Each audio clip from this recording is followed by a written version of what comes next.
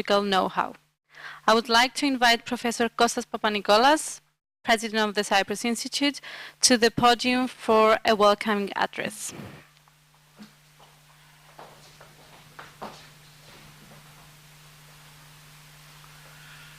Your Excellency, the Ambassador of Italy, Caterina, Professor Carlucci,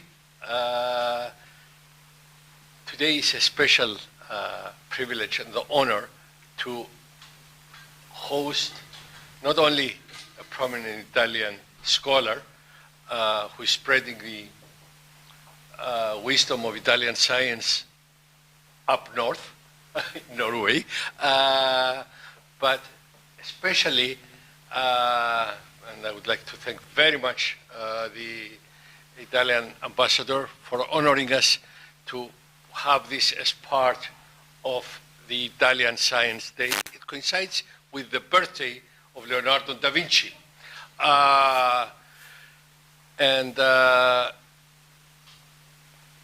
The Italian science and culture overall has given so much to the world, much more to Cyprus because of the close proximity and the ties that permeate history, that it wouldn't be more fitting to celebrate this in the biggest possible way. Not only because of these ties, but because Italian science and culture and letters and arts, the whole package, but especially today science, which goes way back before Leonardo, but of course Leonardo and Galileo and that fantastic beginning of the new era after antiquity, the birth, the renaissance of science. Not only when we say renaissance, it's not only renaissance of arts, it's renaissance of science. The roots are back there in Italy, spread throughout the West. It galvanized the Industrial Revolution, and in a continuity, Italy continues today to produce amazing results, scientists that are all over the place, throughout the world, from United States all the way to China, and especially in Europe. The accomplishments are long. We celebrate some of them. We have the Fermi lecture series here as one of the most prominent events of our institute, and we are very proud of it, to have giants following the steps of Leonardo. It's not only Marconi, it's not Fermi, there are even current scientists, which we have benefited enormously from at this institute, and we continue to benefit from Parisi, the current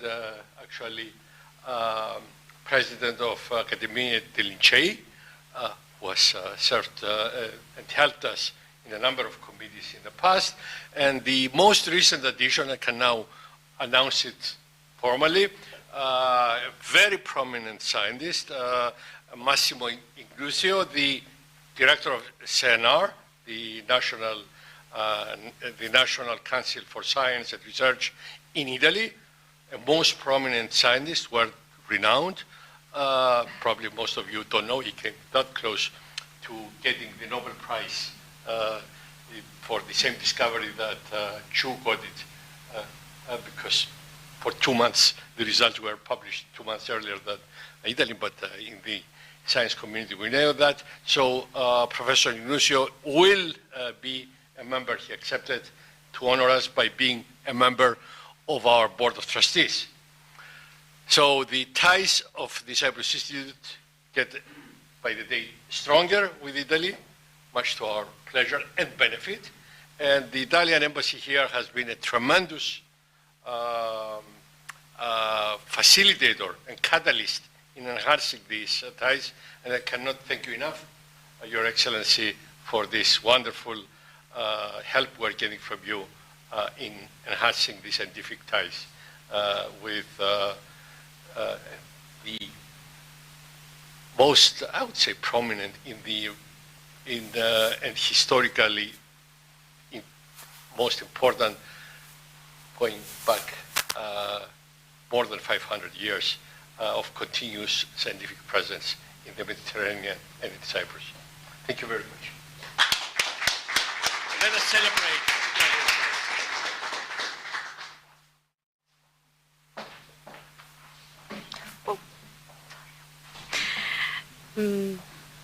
We now invite to the podium His Excellency, the Ambassador of Italy, Mr. Andrea Cavallari, for his opening statement. I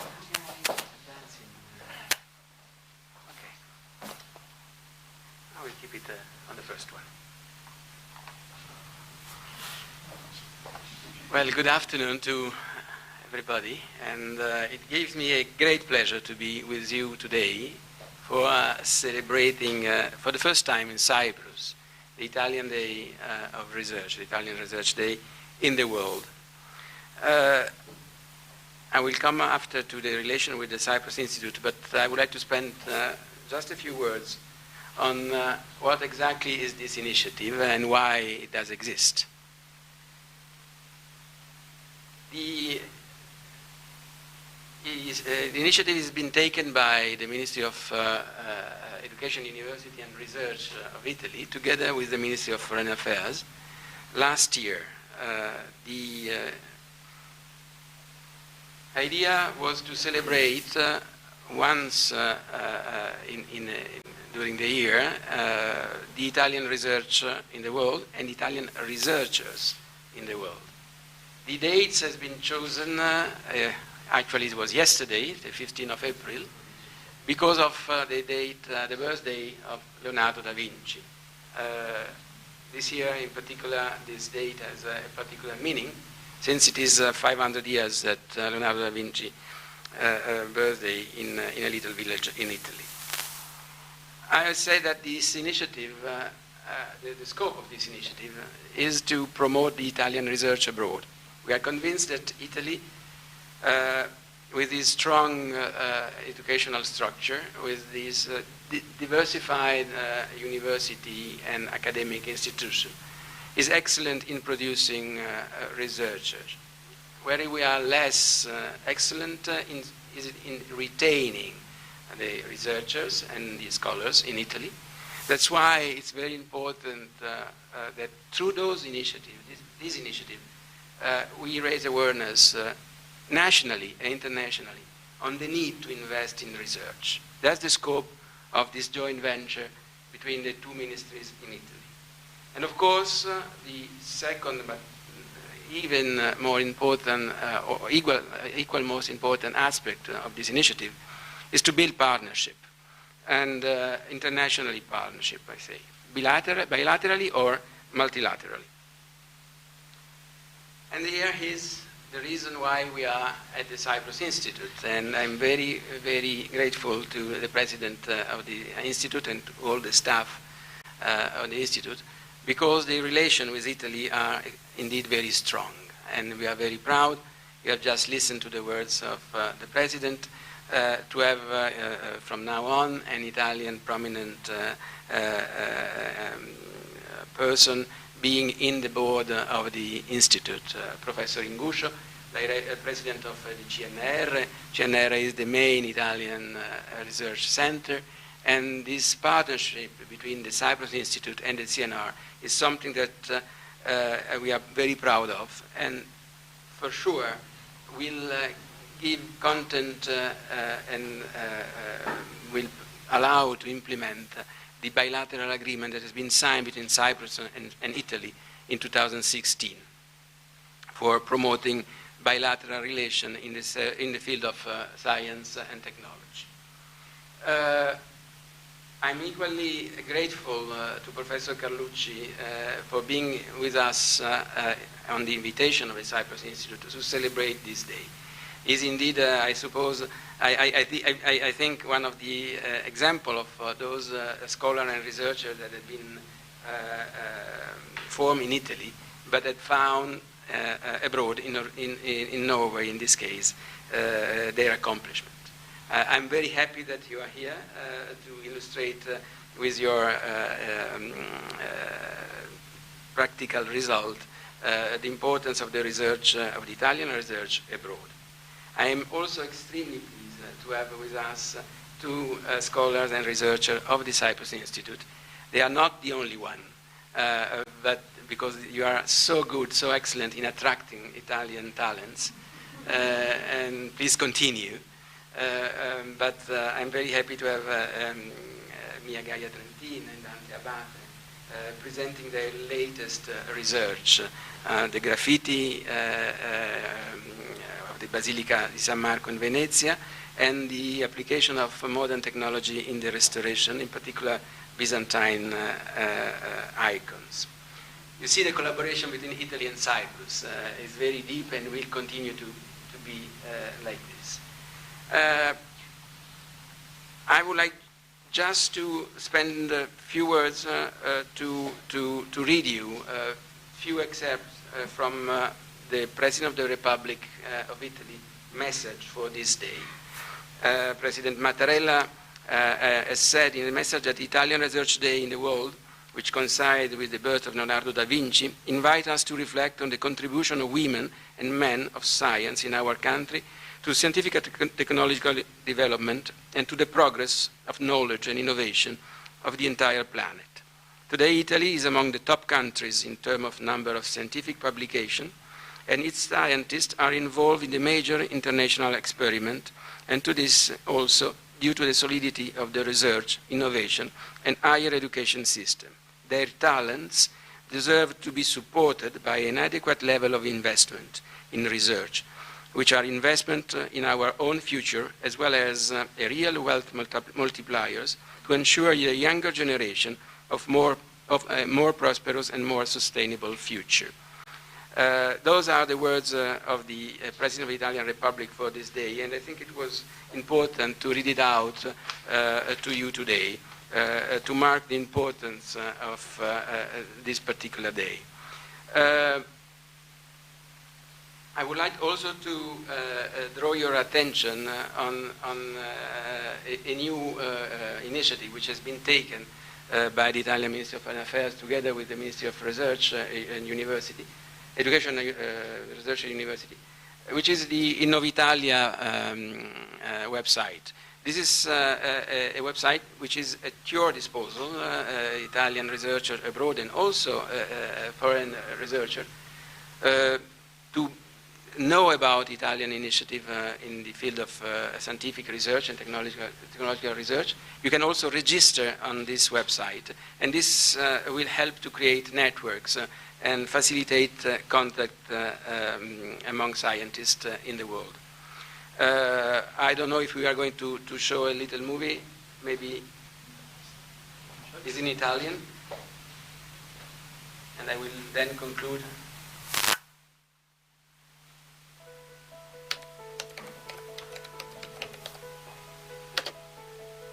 Per i ricercatori italiani che lavorano all'estero esiste uno spazio virtuale di incontro dove condividere idee, informazioni e opportunità.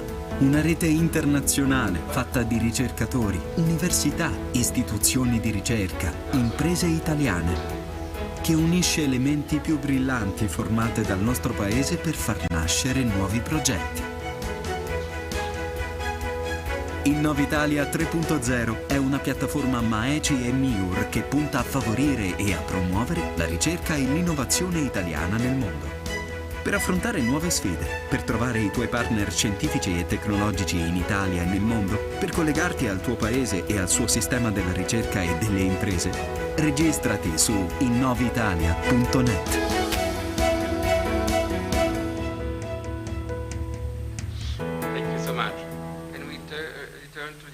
Slides, and will be my last one.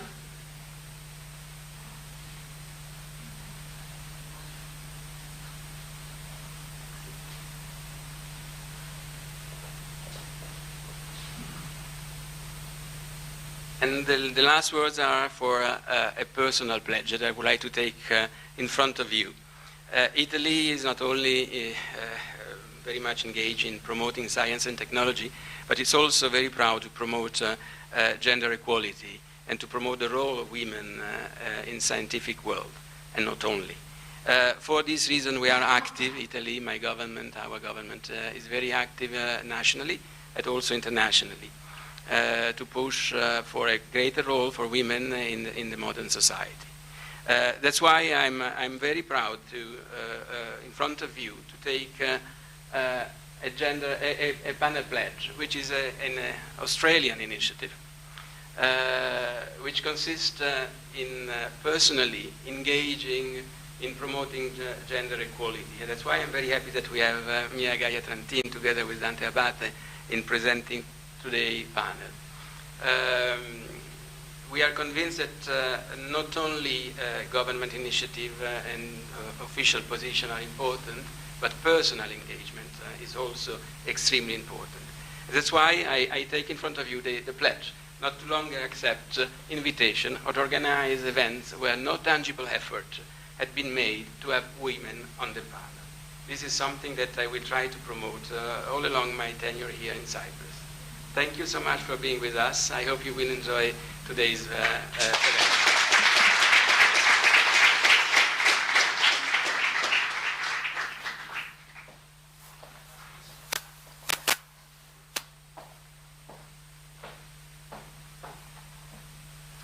We now move to the presentation by Dr. Mia Trentin. Dr. Trentin educated at the Ca' Foscari University of Venice with a multidisciplinary curriculum that includes medieval archaeology, cultural heritage studies, and history, with a PhD in European social history from the Middle Ages to the present times, concerning historical and epigraphic sources. Since 2003, she focused her interest in medieval and modern graffiti, surveying and studying materials from northern Italy and Cyprus. In September 2017, she joined the Cyprus Institute STAR-C with a postdoc position in collaboration with NCSA. Her current research focuses on medieval and modern graffiti along the sea routes in the Eastern Mediterranean. Specifically, she is working on the implementation of digital tools to document, catalog, analyze, and study graffiti, and on the global analysis of the phenomenon in the Eastern Mediterranean region. Mia?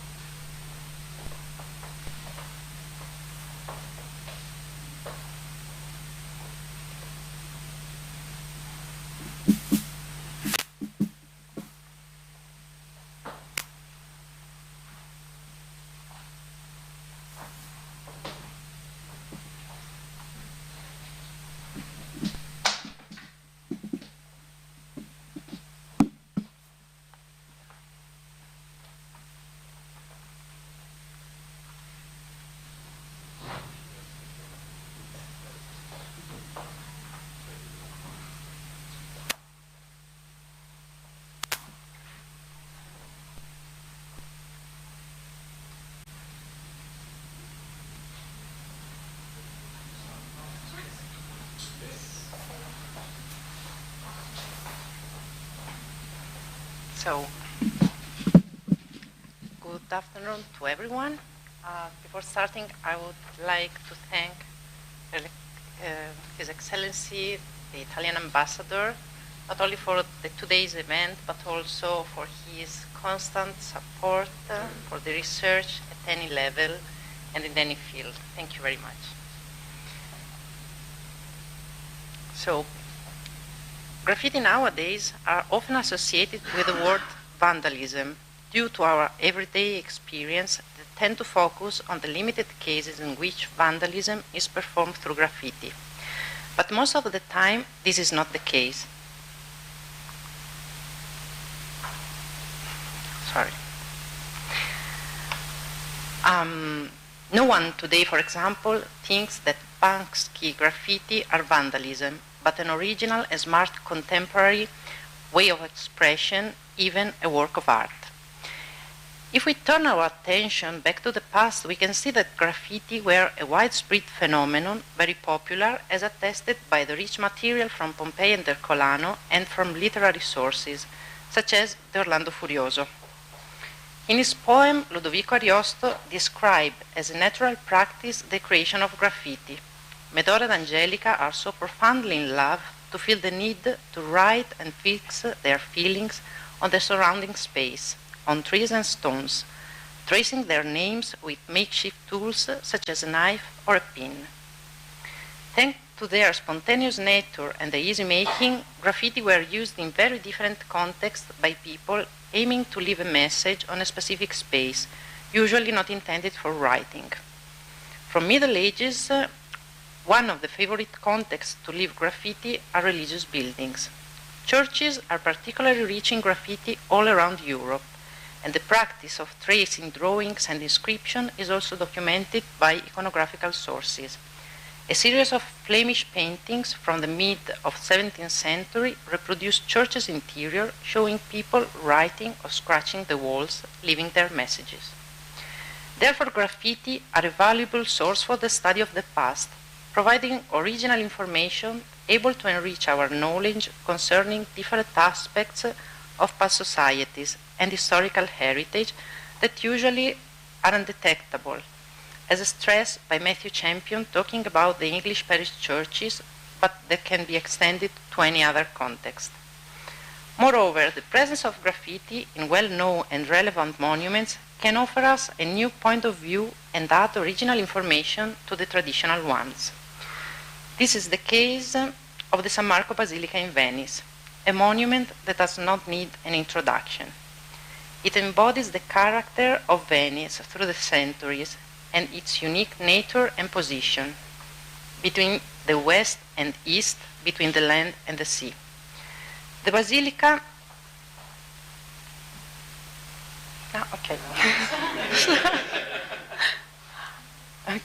The Basilica was not the episcopal cathedral, but the Doge's private chapel, symbolizing both the temporal and religious power of the Republic. Its structure and decoration aimed to show the wealth of Venice and its cultural, political, and economic supremacy between the Middle Ages and the modern period. Wonder and astonishment are still today the reaction of the millions of tourists visiting the Basilica every year. Such an impressive monument has already inspired a multitude of different feelings in its visitors, and some of them are still preserved on the basilical walls through graffiti. Despite the numerous studies concerning the monument, the presence of graffiti was attested only by few contributions, starting from the end of the 19th century and mentioning the well-carved Armenian inscription and some ship's graffiti on the main facade. This was the background of my first survey in 2006, when, within my PhD research on Northern Italy medieval graffiti, I visited San Marco.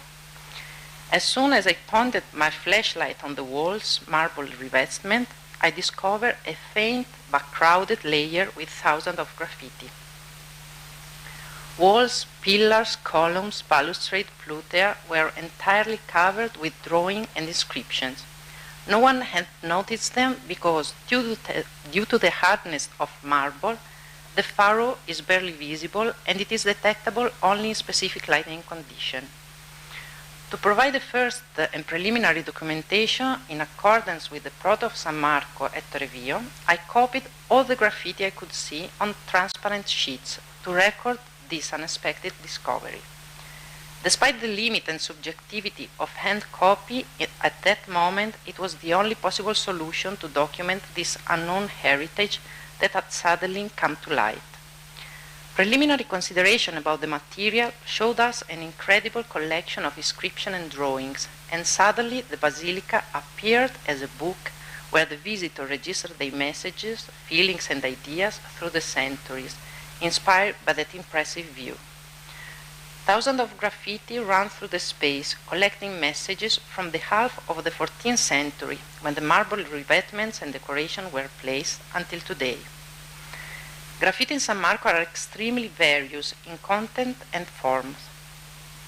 We can see inscription in different alphabets: Latin, Greek, Armenian, and Arab, till more modern ones.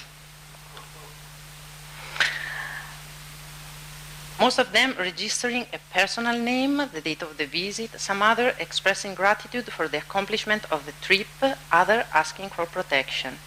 Inscriptions are about 35% of the documented material, while most part of graffiti are drawings. From figurative examples, such as human figures, ships, animals, to more complex scenes. And the majority are symbols, identity marks, shields, and then crosses, and other popular motifs present all around Europe. If on one side the preliminary documentation was useful to provide a global picture of this hidden heritage, from the other it clearly showed the limits of the traditional hand copy that is subject to human bias. It is difficult to manage and unable to provide information about graffiti location within the building. Back in 2006, digital documentation was still not able to offer efficient solution for such a challenging context. And despite various attempts, I was not able to find the right funding and expertise to plan a systematic campaign.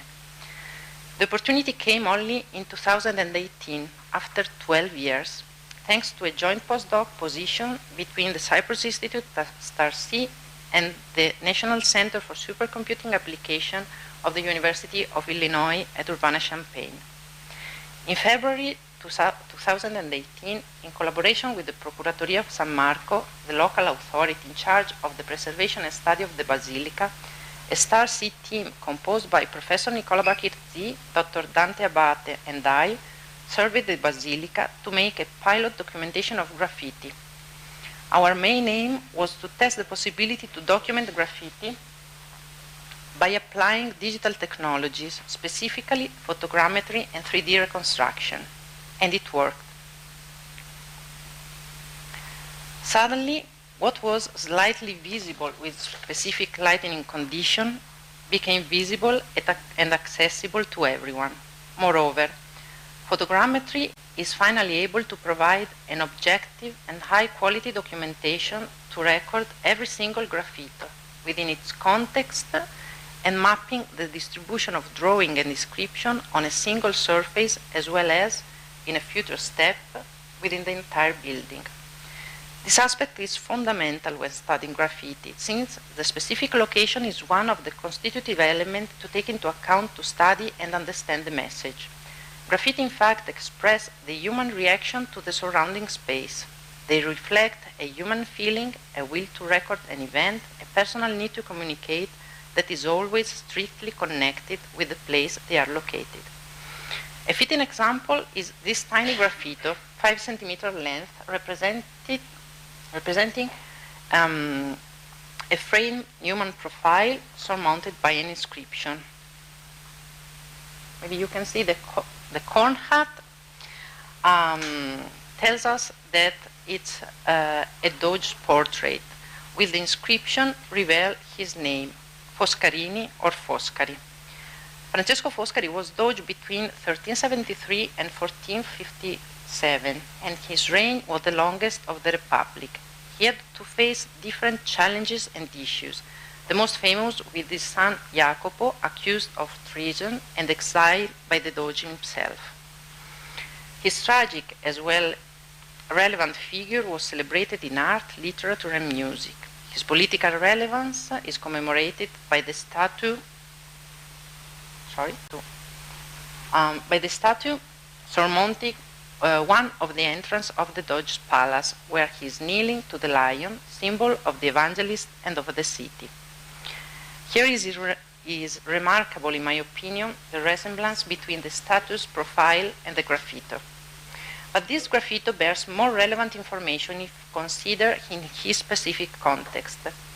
It is carved in one of the hexagonal columns supporting the second level of the North Ambo. We are exactly here, and you can see here the position of the Ambo. To take a picture is quite hard. Space there is narrow. You can just sit or kneel down, precisely as was doing the person that made it. Moreover, if from that position we turn our head on the right, there's a perfect visual access to the throne where the Doge used to sit during liturgies and public events.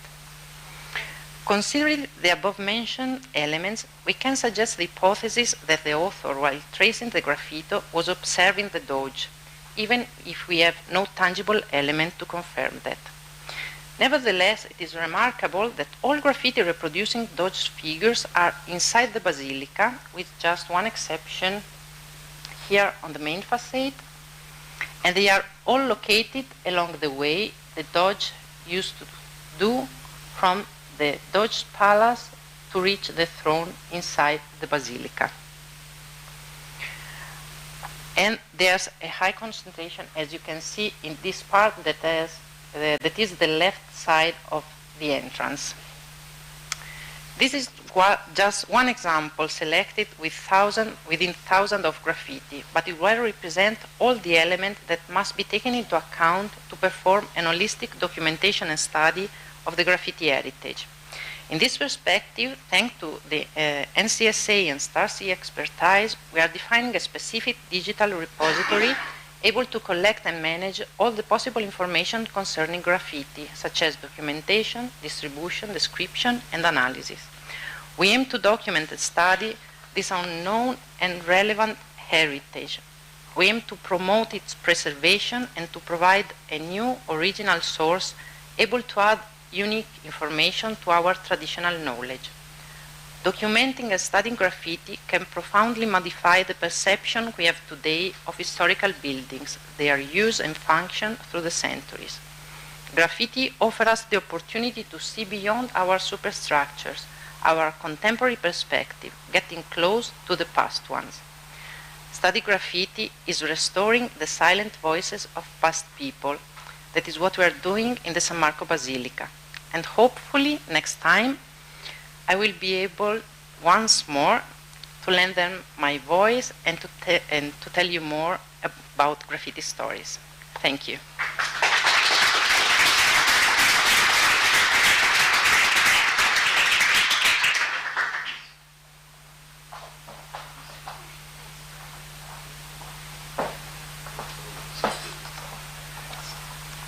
Moving on to the presentation of Dr. Dante Abate, with a background in humanities, BA and a Master in History of Art, Diploma of Specialization in Protection and Valorization of Historical and Artistic Heritage, PhD in E-Learning Development and Delivery, and a Bachelor in Cultural Heritage. His research activity has been focused in the last decade on applying 3D modeling techniques in the field of humanities and cultural heritage.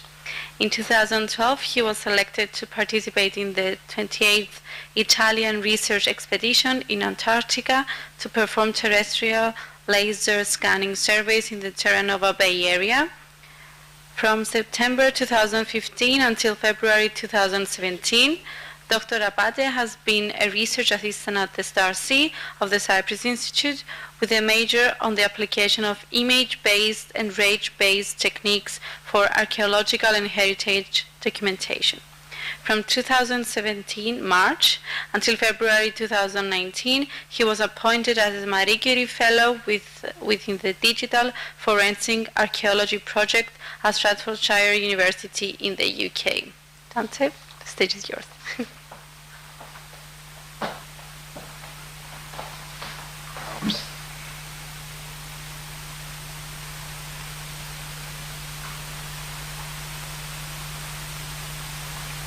All right. First of all, I would like to thank you, the Ambassador of Italy and the President of the Cyprus Institute, for the opportunity of being here. It's an honor and pleasure to present you my my research. Actually, the research is pretty much timely now, since the event that occurred yesterday in Paris, like this kind of devastating event can occur unexpectedly, so we have to be ready to provide useful tools for try to tackle the restoration phase. Is a research that it saw the light back in the end of the 90s, the 19th century, when I started studying in 1998, and actually it was my father that was afraid that I was studying just humanities and pushed me to study something technological to connect to the humanities. So I will just go through a small excursus to understand which is the background behind my research.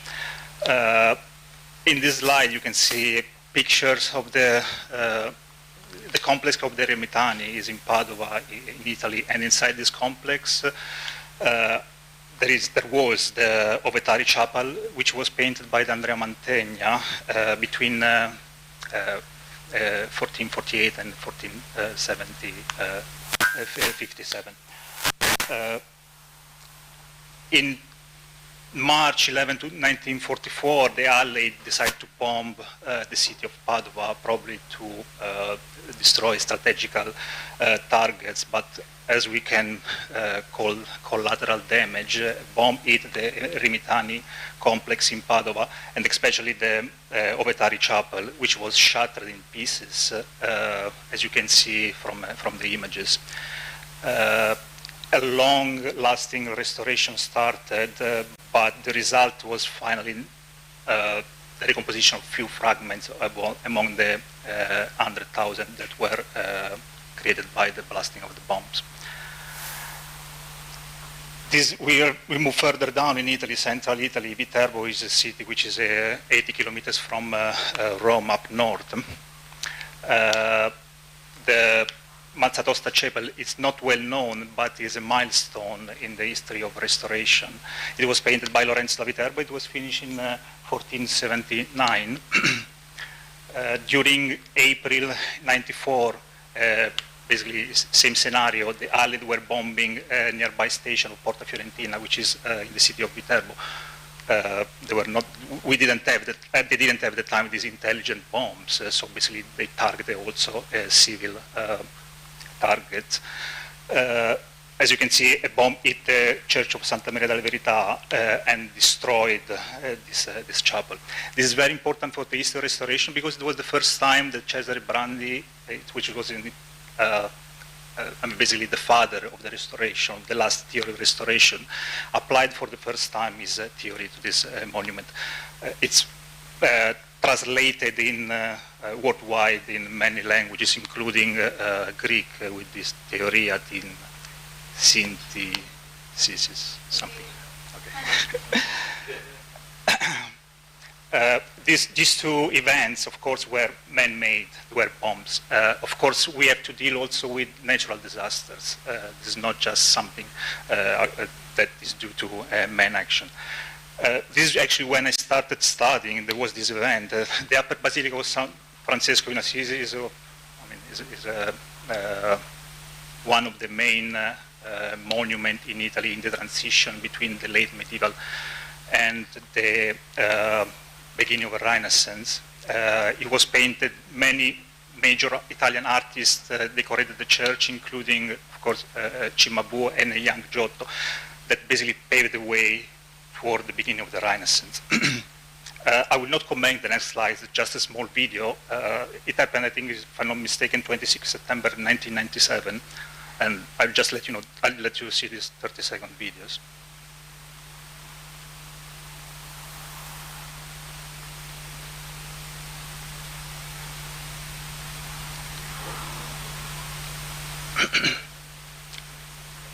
Okay, the highest price was paid by 4 people who died under the collapse of the wall of the vault of the doctors. There were 2 reporters, like journalists. Not 2 technicians from the Italian Bureau of Historical of Art and History, and 2 monks that were supervising the the visit. Of course, the vault collapsed and you had millions, I wouldn't say millions, but 100,000 fragments. Since then, it started this utopia restoration, which lasted for approximately 10 years. And basically what they did, trying to restore the vault, it was just printing one-to-one pictures of the vault and manually documenting each fragment and then trying to place it on top of the one-to-one picture. Of course, in the at the end of the restoration phases, they actually tried to use a semi-automatic approach, but the problem that was maybe the technological approach was not mature enough. So the question, oh yeah, there is a typo. The question that I was asking myself, and actually that my father asked me, is there any way to provide a tool which can speed up automatically the restoration phases so it wouldn't last 10 years? I wouldn't say less than, okay, it would last much, it would be much shorter.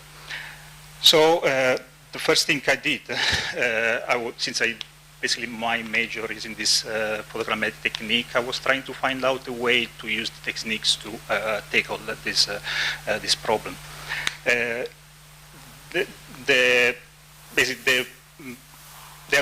What is needed for the successful approach of this research is the availability of pre-event pictures, but in the digital era now everybody has a phone, everybody's taking gigapixel images, so this is not, it shouldn't be a problem. And the magic is done by this feature-based recognition algorithm. So I went to Leroy Merlin. I bought a fake poster. I cut it in pieces, ranging from a few centimeters to 10, 15 centimeters. And I digitized both.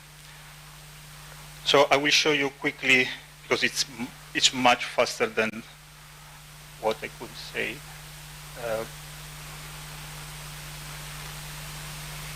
Just a second. So I digitized first the pre-event scenario, basically the big picture of the object. Second, I digitized each fragment and then applied this photogrammetric algorithm, if everything is working. So you can see that the algorithm is basically able to identify pictures on the pre-event scenario, identify points on the fragment, and then it's able to map the small fragment on top of the original picture. So basically we have a visual guide to replace, recompose everything in a much faster, intuitive way. It's not like I started this research by itself since the beginning I came, but the spark was done by a study of a church in the north part where the painting of the fresco were looted during the war, were brought abroad and then repatriated. So basically I did the same using historical pictures. And as you can see, the software is able to identify points. We are talking about big fragments, so maybe it was not needed, but it's just as a proof of concept. Identify pictures, point on the fragment, and then is able to map the fragment on top of the historical picture. Of course, here we have problems of resolution of the historical picture, but this is a problem that hopefully we will not face in the future. Just back to the, sorry. So is it possible to achieve an automatic fragment recomposition? And now I would say yes, or at least we are getting very close to this result. So thank you very much.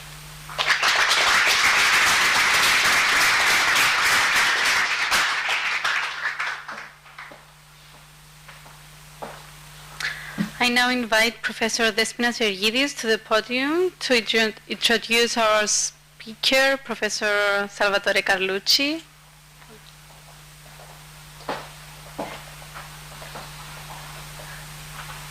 Your Excellency, dear colleagues, dear friends of the Institute, it's a privilege to have today at this interesting scientific and cultural research event Professor Salvatore Carlucci.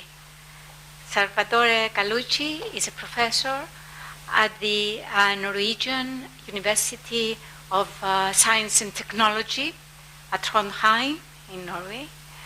And he's a very important scientist who has a plethora of publications. He's involved and he's leading a lot of European projects. His field of expertise is building physics, and his interest, his research interest, focus on sustainability in the built environment, in zero-energy buildings and neighborhoods, energy efficiency and building optimization performance, and smart buildings, occupant behavior, and of course the optimization, building simulations for optimization of building performance, which is going to develop in this colloquium today. Thank you.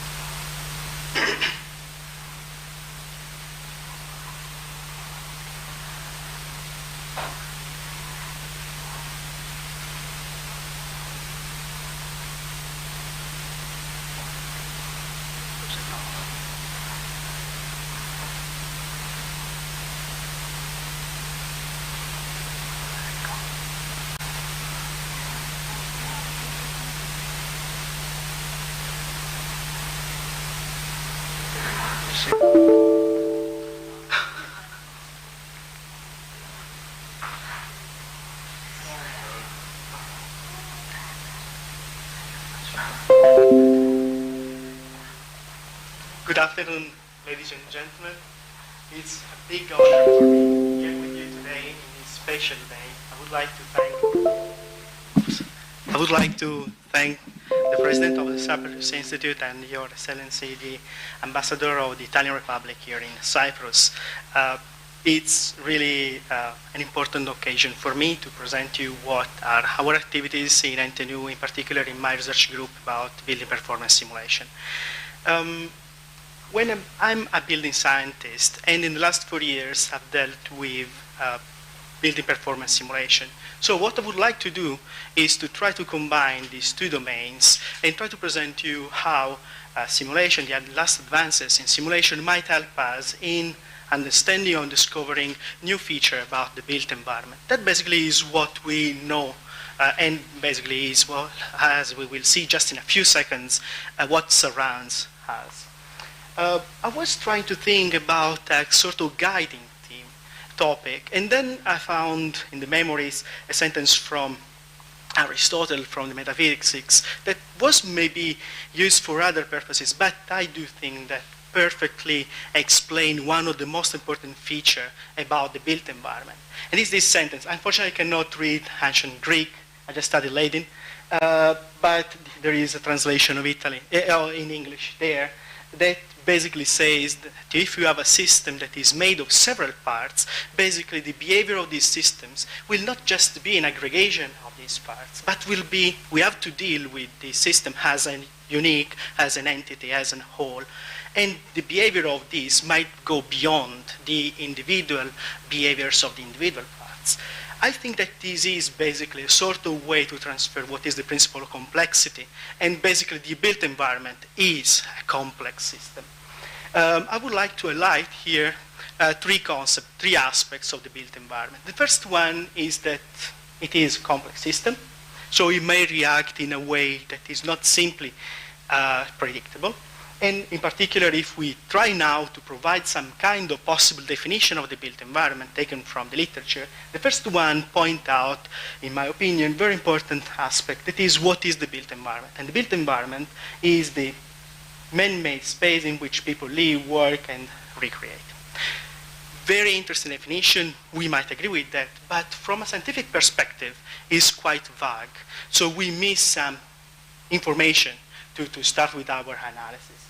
Then the second aspect, the built environment is a multi-layer system. So we have concurrent interest, concurrent perspective, and every time that we watch at it, we have different point of view that can explain, analyze, describe some feature. And again, these are the parts of Aristotle.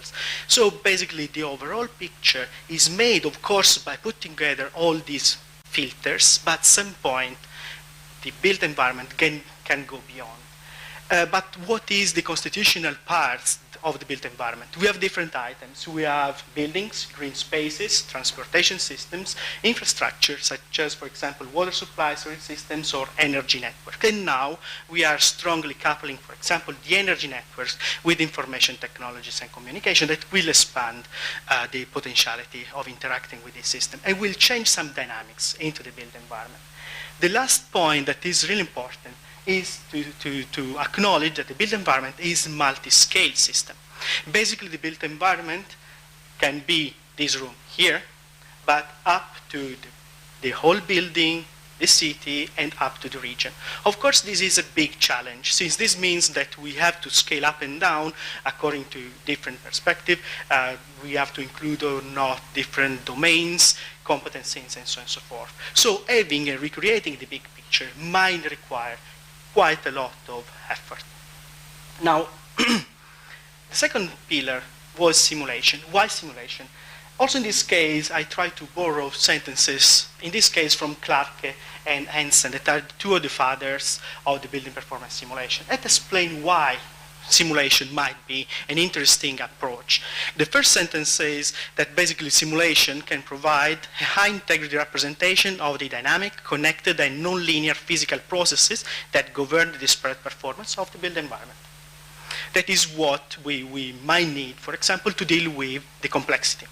The other sentence is that simulation can act as a virtual test bed to assess the potential of hypothesized materials, components, and systems. So this means that if we properly couple simulation with other techniques, for example, experimental investigation, this might provide us quite strong competencies. It can give us also the possibility to devise, to envision different approaches or new approaches to this. Now, why today I think simulation might be interesting for several reasons. The first one is that we have a wealth of data. These are the representation of weather station, in particular with the colors. These are representing the year of establishment of the weather station. We see that they started basically in Europe in the 18th century and the northeast of the United States. Then they spread towards the United States and Canada, and then Japan, Australia, and in the last century also towards South America, Africa, and then Middle East. It's really important, since with data we can really investigate from a quantitative perspective the behavior of the built environment. Moreover, it's always more and more important to understand the sort of behavior that is happening. Individual people that are, for several reasons, buying some instruments, some monitoring station, and these data are shared. This is giving the root to a new sort of discipline that is citizen science, so the people that directly contribute to that. Of course, the accuracy of this weather station will not as like the previous one, but the huge amount of available data will enable new options and new possibilities to analyze data. The second, of course, computational power. This is the first, this storage, just the numbers, 3.75 megabytes for, let's say, one ton. Quite interesting. And also the price, $34,500 at that time. Today, and maybe there is something still newer than this, we can have in less than 1 gram, basically 512 gigabyte, and basically the cost is 338 plus shipping. This is important, particularly if you live in Norway. So this is a sort, again, of responsibility to tackle the challenge, to describe such a complex system. Moreover, we know the Moore's law that predicts with this kind of exponential behavior what is, in this case, not only the storage capacity, but also the calculation speed per second. And besides the technological advancement that might be interesting, of course, we will have smartphones that will be faster in rendering games and other stuff like that. What is really interesting is that if this curve will not change, then we will get with computational power, calculation power per second, that will approach the human brain.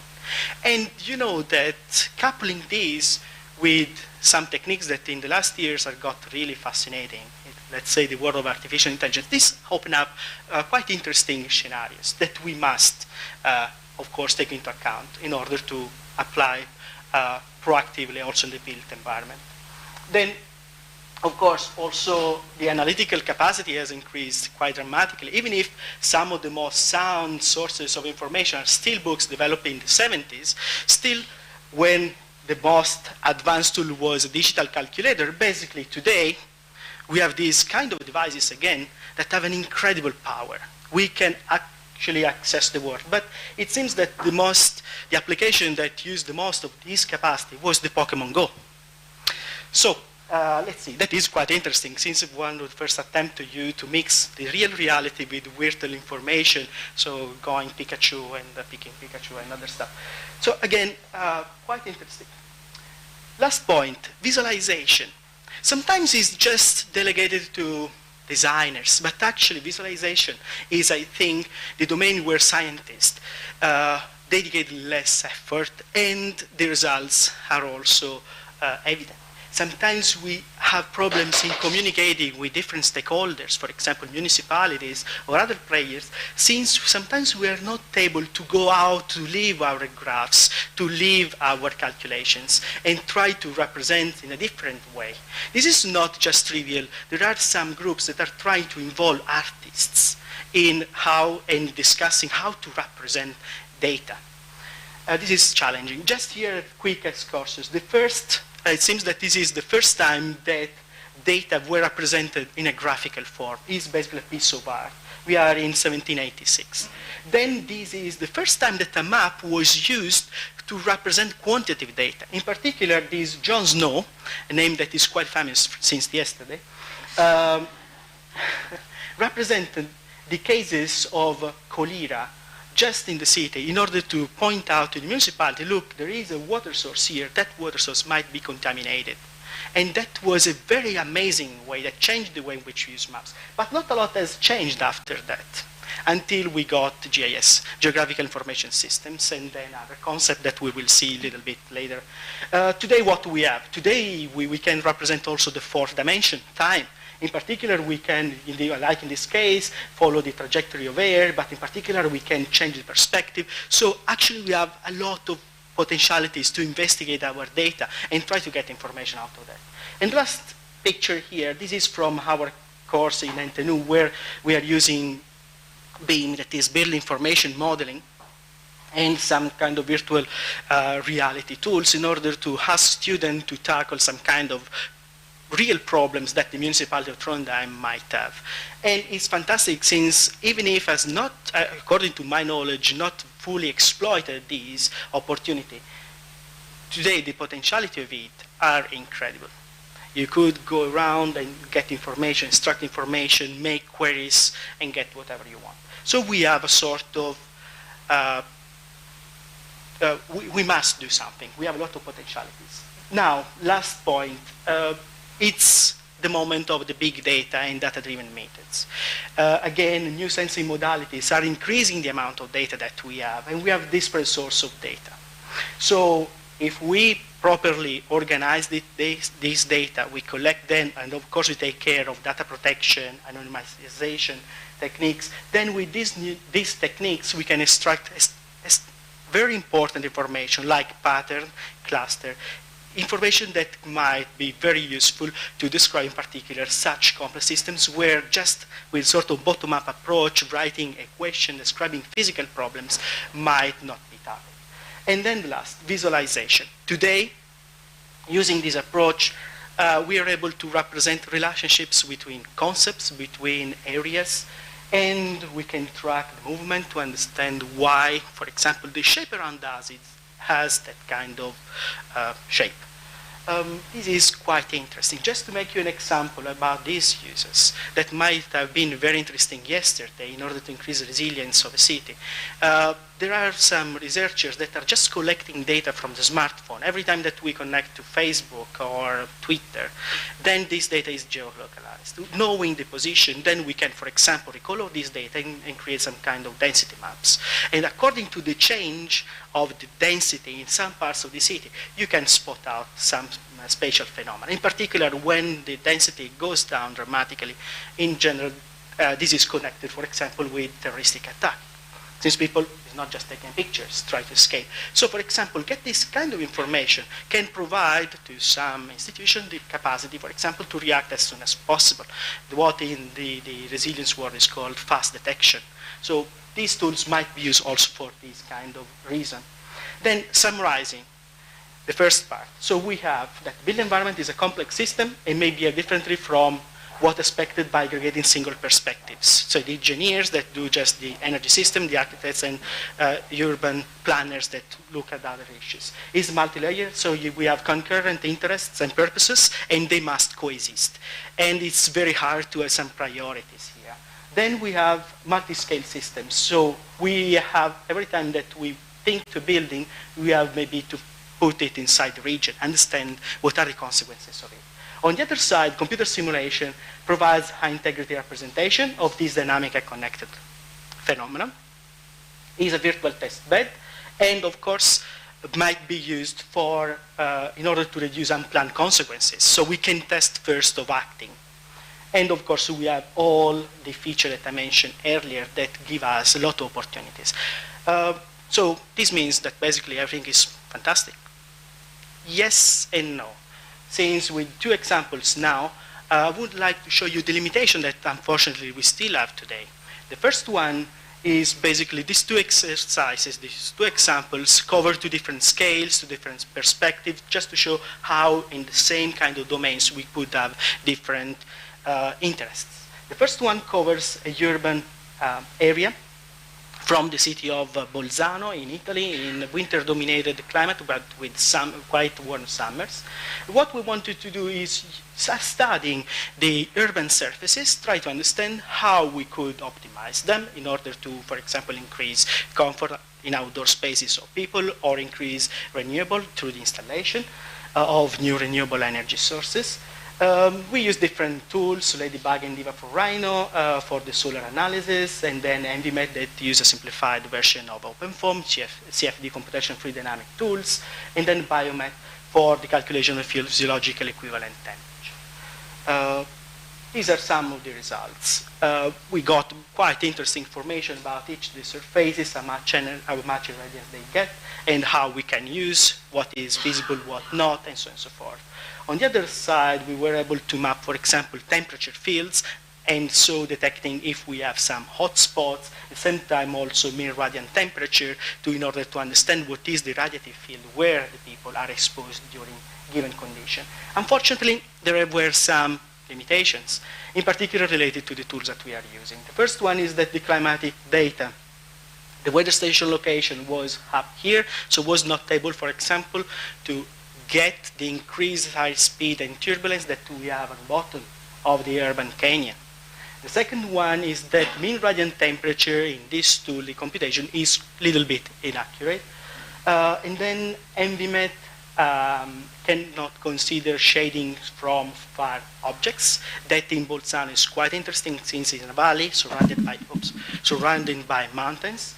And of course, no moving water, no green facade, and in particular, we cannot take into account in this kind of model the anthropogenic heat from air conditioning during summer and from traffic. No calculation of the energy in aggregate way at the district level. The second work is based on individual building. Here, what we want to test was this kindergarten, this child care facility in Milan. Inside the European project, the idea was to renovate it and bring it to the level of net zero energy, nearly zero energy building. So the design was done by expert building physicists plus passive house accredited designers. And then we tried to analyze from an energy perspective this building, not only under the typical condition, typical climatical condition, but also take into account future weather projections. On the net, it was possible to identify these tools that enable us to get these climate projections for the future years, and then we did our analysis using basically Energy Plus as a simulation engine for the energy parts, and then CC World Weather Generation. A tool that is just free on the internet. We took some measurement inside the building, surveys with the occupants, and then the first step was calibrating in order to have a decent model representing with physical accuracy the behavior of our building. Even if we had a two-step calibration and the quality of the model was quite good and agreed with the standard, with the reference standard, we were not able to spot some phenomena. In particular, this one seems That was due to a rainfall that happened in June in this period, and we were not collecting locally the amount of water that was just raining. This had a reduction of the temperatures. These spots here basically happened during the weekend. And the assumption, the explanation that we gave was that the survey that were filled by the occupants of the building were not able to represent precisely what was happening there. And so also our model was not able to represent perfectly the human dynamics inside this model. Then energy performance. Milan is in the center, in the north of Italy, is a winter-dominated climate, so under typical condition, the energy need for space heating is higher than the energy needs for space cooling. And this is the reference for advanced design of the building. But just in 5 years, so basically today, or 2015, 2018, this building will be totally exposed to completely different conditions with respect to the ones that it was designed for.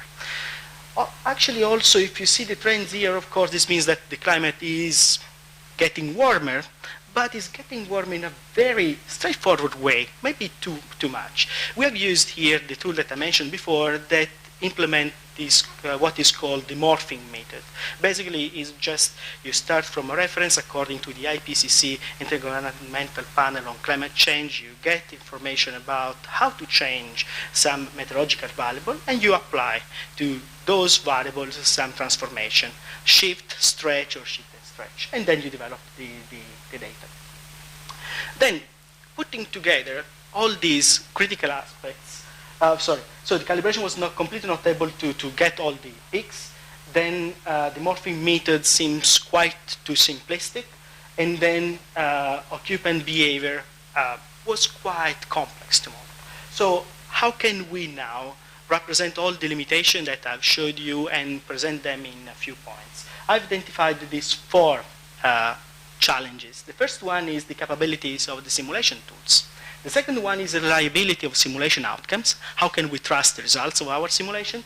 Then we have weather variability and climate change, and finally, people behavior.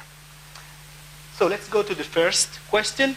Here, what are the discretional criteria for choosing a tool or another? Of course, the quality on the availability of mathematical methods and the quality of the mathematical representation, mathematical accuracy. The answer to this has to be connected to the feature of the built environment. The built environment, we told, is multi-layered. This means that simulation has to be multi-purpose. With the same simulation, we need to answer different questions from different stakeholders, and this might be quite challenging. So here is a list of detailed points. In particular, we have lack of data, some misalignment between national standards and local requirements, visualization, and different details.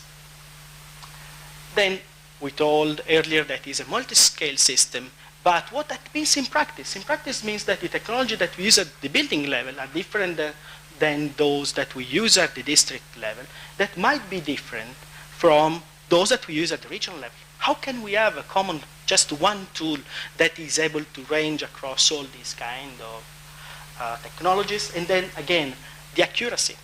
How can we develop models that can guarantee the same kind of accuracy, mathematical correct computation at this level or at this level?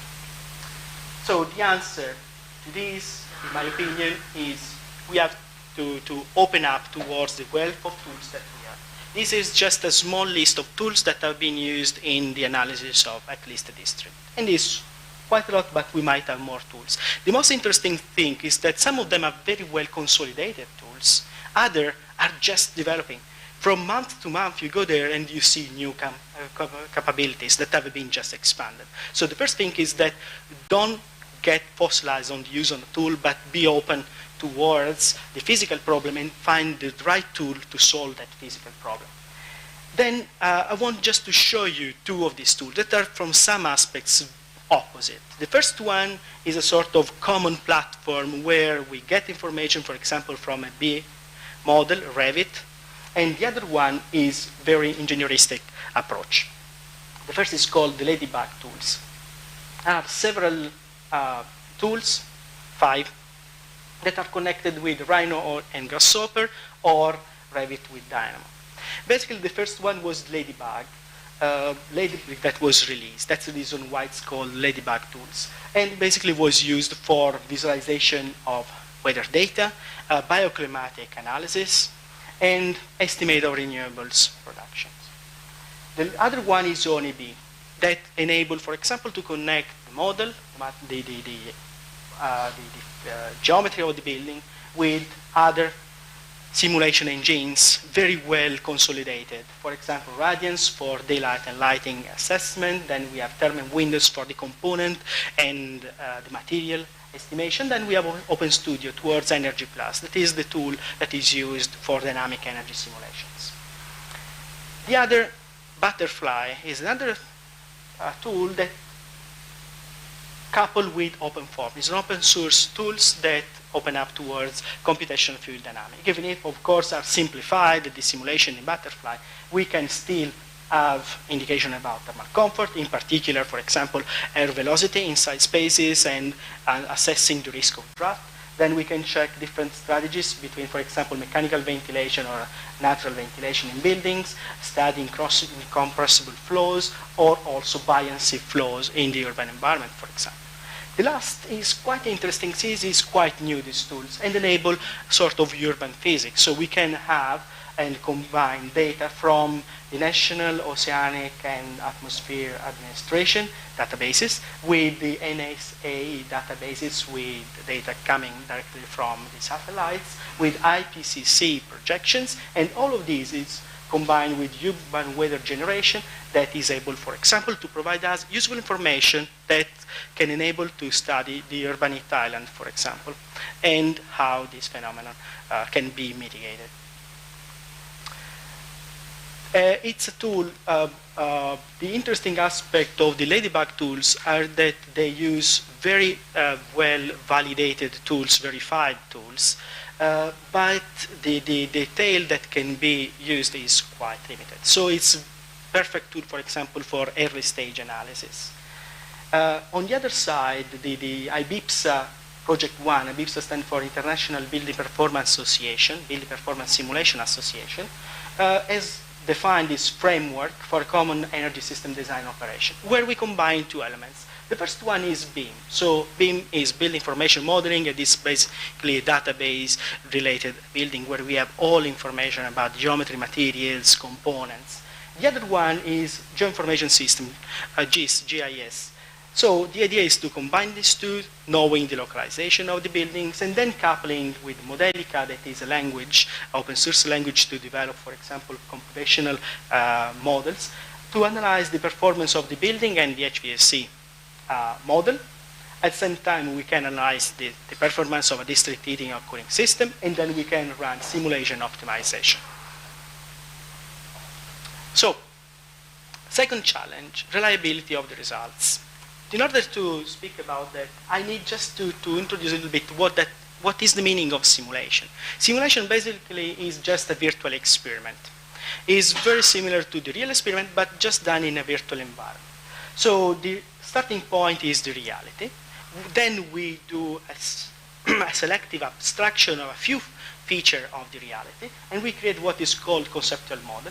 This conceptual model is translated in physical law that apply to them, and those physical laws are written using the language of mathematics. In some cases, due to the complexity of the mathematical formulation, we need to translate them in numerical equation, algebraic solutions, and then we run our simulation. We represent the data, we extract information, and then what we have to do is closing the cycle back to the reality. Go back and check how good my results are representing the phenomena that I want to discuss. This means that it's really important, in order to have a good agreement between the representation of my model, my data, and reality, that we take into account all the uncertainty that we have and errors. So it's really important we take care about epistemic uncertainty that lack or inaccuracy that is due to the lack of knowledge.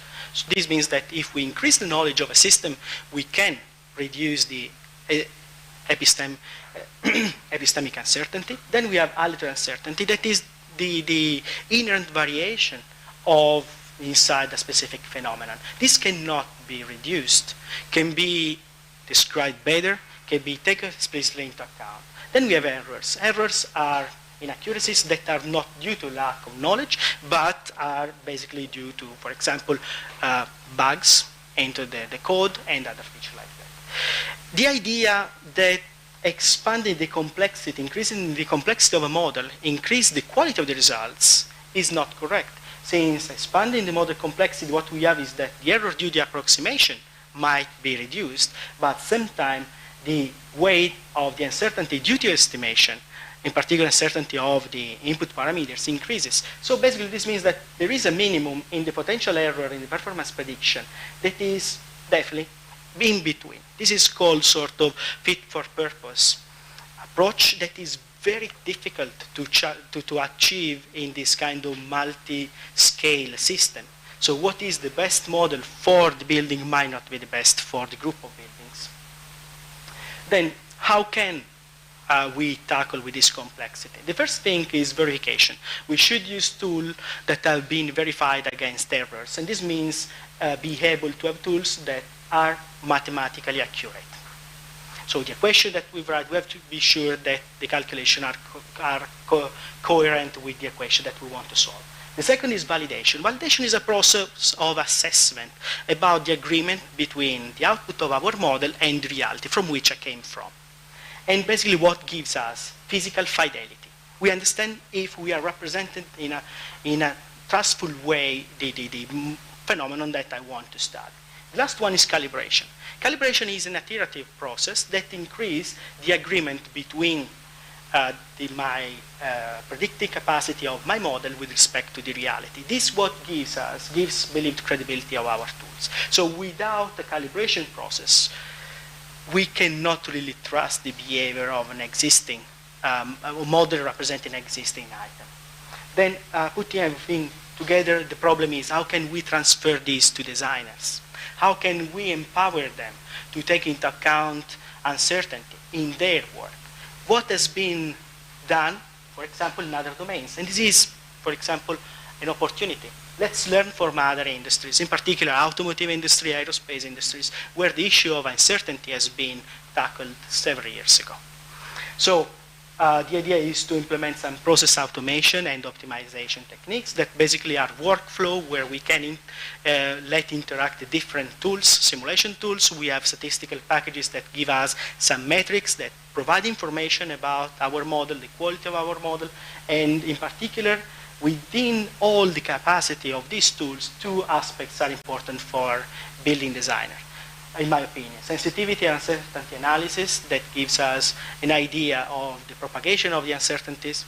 The other one is multi-objective optimization. That is just an automatic and standardized way to represent what happens in the designer mind. Just briefly, what is sensitivity and uncertainty analysis? We have our model. We have input parameters that we want to relate to some outputs.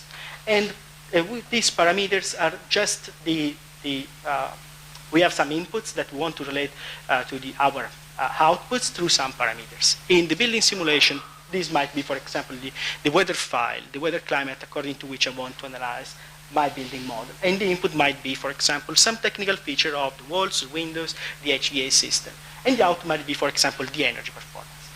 If we describe the input with some distributions function, then we know that more or less this is the real value plus minus sort of variation. Then what happens? We have not just one deterministic simulation, but we have to run the simulation several times. We need to have some sampling algorithm that will pick some points here and here, run sometimes 100, 200, 1,000. It's not an issue that one anymore. And then what we have? The performance will be represented not with just one number, but we will have a distribution. So analyzing the distribution, we can analyze the quality of our model. The second aspect is that sensitivity analysis, we can relate what is the impact of one input to the output. Basically, here we have what is called the tornado diagram. And for example, here we can select what are the input variables that have an highest impact on the outcome. So this means that designers might focus more in understanding what is the best optimum if this specific more sensitive variables with respect to the other. This is increase and the quality of the design, and we reduce, for example, the uncertainty. This is an example. We ran this for the renovation project of a zero energy building, and then we came out for that specific building according to the input variables that we had. These 3-4 variables were the most important. Of course, if we change the parameter, for example, the climate, the ranking here might be different. Then optimization. Multi-objective optimization basically is what I mentioned before, what happens in the designer's mind every time that they tackle the challenge to design a new object. Basically, they had to define the problem. That means they have to specify what are the input that can be modulated, what they want to achieve, the output. Then the objective function is what they want to do. In the example that I made before might be, for example, the primary energy. And then they find some constraints. Constraints may come, for example, from legislation. After that, the basic idea behind multi-objective optimization is to minimize the objective function. So we want, basically the problem can be defined as, we want to identify what is the feature vector. So the specific option for all my technical input to the design that minimize the primary energy. That has been chosen in this case like objective function. For doing this, we use algorithm. While the designer uses simplified tools or his own experience. Every time that he's doing experience, he's having some kind of assessment. So we do this. Today we are using quite effective in the building physics genetic algorithms and particle swarm optimization techniques. And what we get are graphs like this. In particular, we have this kind of graph if we have two objective functions, might be, for example, cost and energy. And if they are in particular antagonistic. So I cannot reduce one without increasing the other. This, in particular, this problem originates some points that basically are called Pareto points belonging to the Pareto frontier, and are those points that are not dominated by other sources. And here is the domain of the best building variance according to the problem specification that was made earlier. This is an example where, for the same building, it was assumed to analyze the primary energy consumption with respect to the difference in life cycle costs. These four clusters represent basically the building coupled with different heating systems. We have ground source heat pumps, district heating, oil boilers, electrical heating. And then we see changing the different option for the technical feature, actually we can understand. And here we can choose what is the best solution for this specific case. So it's quite effective. Then, challenge number 3, climate. This is what I just did a couple of days ago. I just downloaded the last 15 years for Milano, and I made the average. Then I took the same 15 years and I overlapped the typical meteorological year that is in red. Basically, this year that is used for estimation is representing sort of average condition. But what are these points? And these points, these are historical conditions that happened in this location, and they are totally not reflected in our weather file. So if we use this red weather file to drive the optimization of my building, this building will not be ready towards extremes. Then another thing that happened when I was just changing the colors to the series was that I realized that the last 5 years are causing all this dark gray here, while the light gray here is coming from the previous 10 years. So this is another proof that climate change seems to have sort of impact here. So how can we tackle with that? Let's try to do something very similar. This is a work done by a colleague. So he took 4 general circulation models, 1 regional circulation model, 2 emission scenarios. He combined this one, all this information, and generated 180 years of data with a resolution of 1 hour. with the same methodology that this is basically the average. And then with the same classical methodology that we use for TMY, a TDY, a typical downscale here, was extracted. And again, this typical downscale here is representing more or less an average condition. So again, what's going to happen here? How will my building, my urban system will react to this kind of conditions? Then how can we go beyond? How can we solve this problem? In my opinion, going beyond the TMY, but in a way that is feasible and usable for designers. Since if it is too complex, then this will not get effect. So here we'll answer two questions. First one is the morphing method appropriate? Second one is, how can we take into account about the extremes? About the first question, this is the typical weather file. These are the the morphed data. As you see, just distributional data is just pushed up. For example, this data cannot see what happened last year with Buran, where we had a quite cold winter in Europe. These are the dynamic downscale data, where if we put all together, they cover much wider, of course, by definition, range of variation. Then, in the same way we have derived the typical downscale here, let's derive two weather files. An extreme warm here and extreme cold here. Basically, they are able to cover the all variability of the data. So the idea basically is to complement, to add to the typical down scale here, other two files, the extreme warm here and the extreme cold here and the extreme warm here. In these cases, exposing our model to these three files, we have the full range, we expose the model to the full range of variability. In this case, if we apply to build a simulation, we can recreate sort of confidence interval. At least we know how much can a given performance range. And going again closer to what Clark and Hansen say. So we have to move and take into account explicitly uncertainty as other domains, other industries are doing. Challenge number 4, people. Why is it important to take into account people? Since people make the difference, and actually we build the buildings for hosting people activity. That was in my first slide or second slide. But people are quite unpredictable by nature.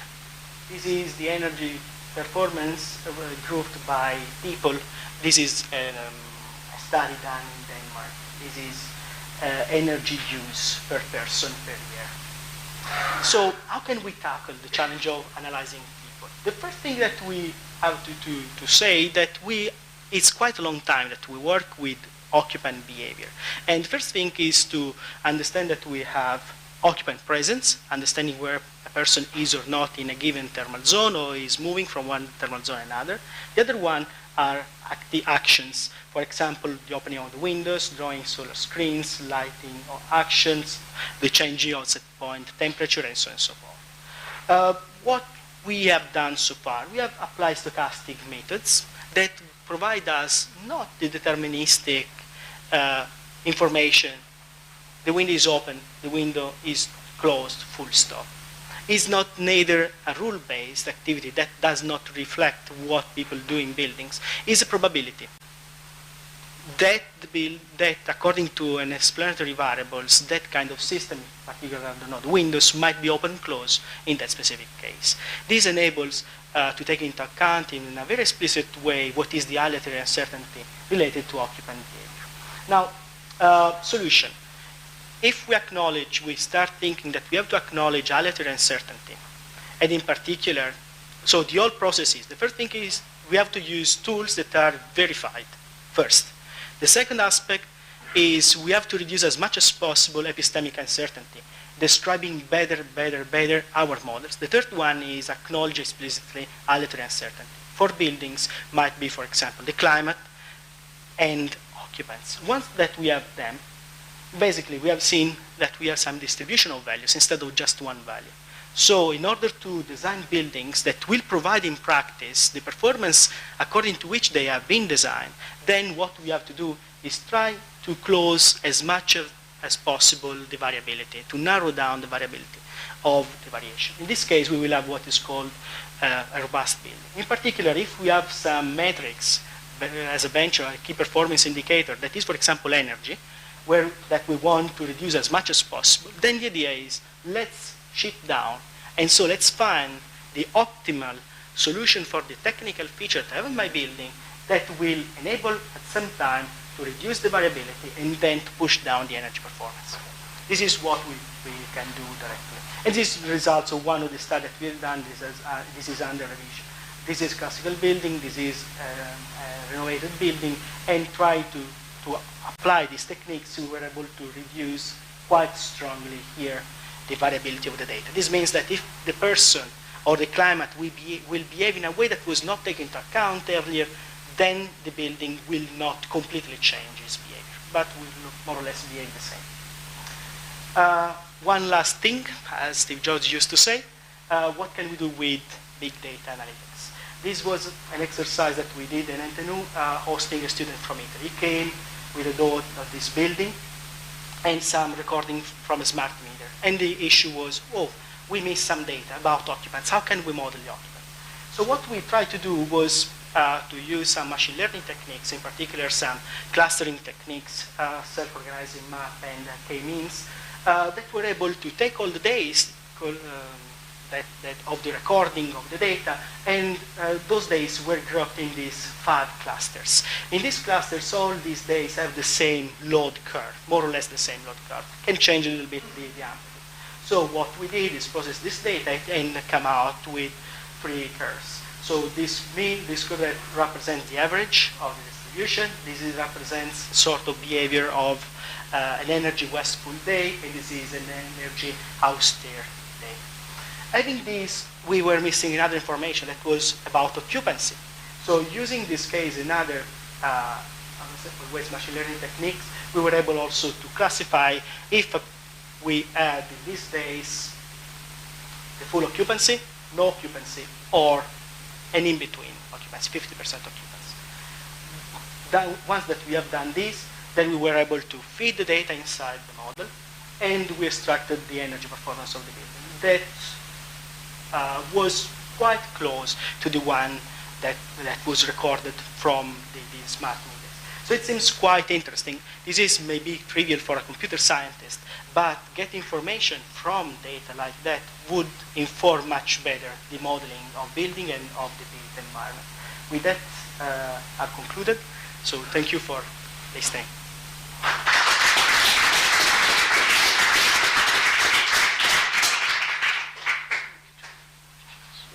Yes, please, do you have any question? I have a comment congratulations on the presentation. Very interesting. And also I would like to say that at the Cyprus Institute, the energy, solar energy group, we are following very similar approach. Even in the working of the process, we have, for instance, I am the chair of solar spaces of the National Agency, and I was leading an initiative called Beyond PMI, exactly in the same direction, about moving from the deterministic assessment of the studies for the system to stochastic assessment. We have some modifications in the wording, the control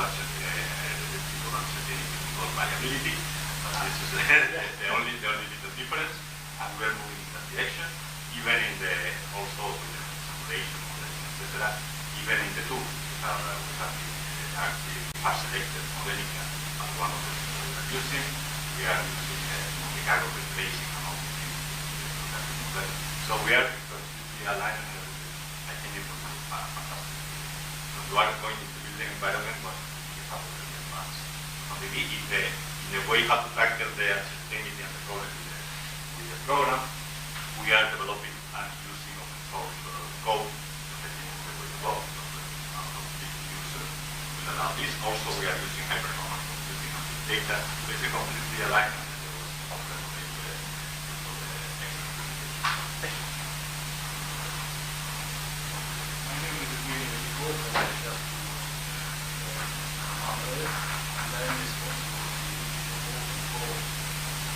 very simple and short questions. Do you have an example, a project like this, that will move to three-dimensional? I know for three-dimensional, not for two-dimensional, but I know examples for two-dimensional, but for three-dimensional. For example, MMX uses very simplified maths, and basically just the so it's not just model knowledge. So people try to go over form and not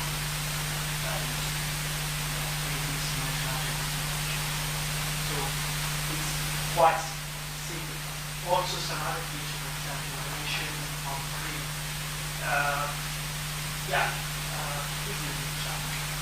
Also, this tool has been validated, but this case is philosophical meaning of validation at the urban scale.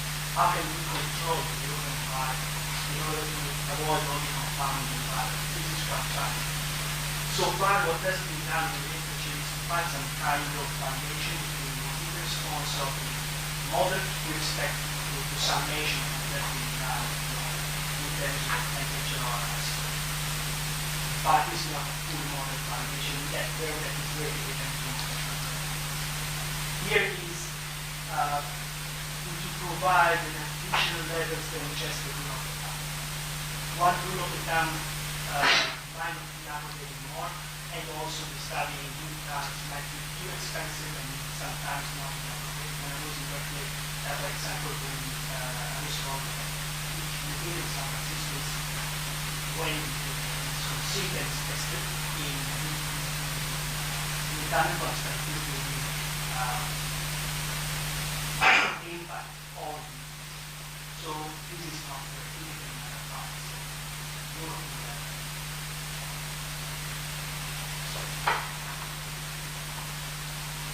Congratulations on your presentation. I have a question about relating to innovation. In the various tools and models you have used, have you tried to use innovation, psychology, and in the whole case types of innovation, product process, organizational, and computation, as an operational ontology framework, new work? Not in all this work. We, in the Annex 79, we are working on integrated scheme.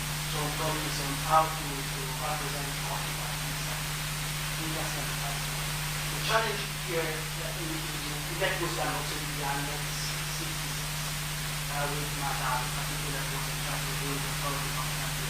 Here the Annex 79 behavior was trying to combine different sources of data that are different some kind of application and provide a scheme that is flexible enough to enable this data incorporated at the same time, for example, adaptable to work.